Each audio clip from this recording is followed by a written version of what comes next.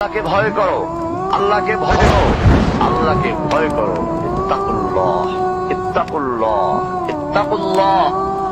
ওহে মুসলিম, তোমাকে আল্লাহর সামনে দাঁড়াতে হবে।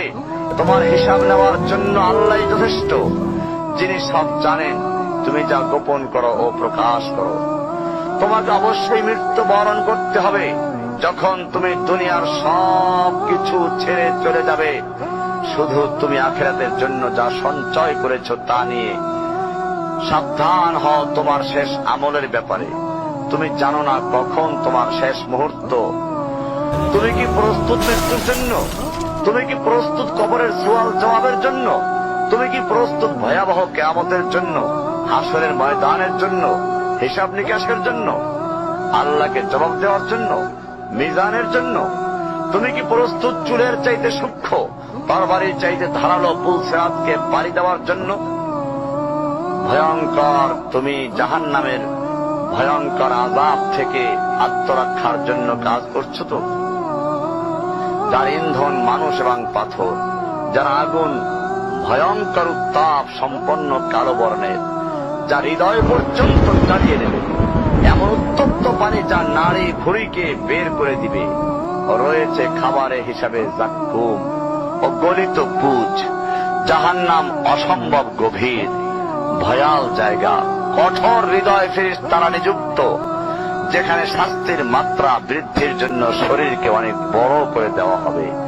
চামড়াগুলো জ্বলে যাবে, বের হতে চাইবে, বের হতে পারবে না। মৃত্যুকে ডাকবে, মৃত্যু আসবে না। ভয়ঙ্কর শাস্তি যা অনন্তকাল ব্যাপী চলতে থাকবে। তুমি অগ্রগামী হও সেই চিরস্থায়ী জান্নাতের দিকে, যেখানে রয়েছে চিরন্তন সুখ।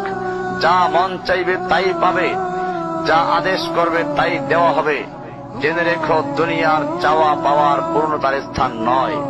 দুনিয়া চাওয়া পাওয়ার পূর্ণতার স্থান নয়। দুনিয়া চাওয়া পাওয়ার পূর্ণতার স্থান নয়। জান্নাতি হচ্ছে এমন জায়গা যা তোমার সব আকাঙ্ক্ষাকে পূর্ণ করে দেওয়া হবে। চির কিশোর সেবকগণ, চির যৌবনা সঙ্গিনীগণ, ফল মূল, গোশত, দুধের মধুর শরাবের নহর, উত্তম বাসস্থান ও বিছানা, চির আরাম, চির যৌবন, চির সুখ, অসংখ্য নেয়ামতের মাঝে সবচেয়ে বড় নেয়ামত হবে তুমি আল্লাহকে দেখবে। শুধু তোমাকে এটা বলাই যথেষ্ট মনে করছি, সবচেয়ে কম মর্যাদার যে জান্নাত লাভ করবে তা হবে দুনিয়ার 10টির সমান। সুতরাং হে মুসলিম, হে ভাই, আল্লাহ তোমার প্রতি রহম করুন। এই বার্তা তোমার কাছে পৌঁছার পর আশা করি তুমি তা তোমার পরিবর্তন এবং সংশোধনে যথেষ্ট হবে। গতানুগতিক চিঠি হিসেবে নিও না আমার এই পত্রকে, ফেলে দিও না। এটা ফেলে দেওয়ার নয়, আল্লাহর জন্য বলছি। এর দ্বারা নিজেদেরকে সংশোধনের চেষ্টা করো। আর তোমার অবস্থা যদি উত্তম হয় এর চেয়েও, যা উল্লেখ করলাম, আল্লাহর কাছে কামনা করি তোমাকে তিনি দৃঢ় রাখুন, মওত পর্যন্ত লেগে থাকো উত্তম ঈমান সহ।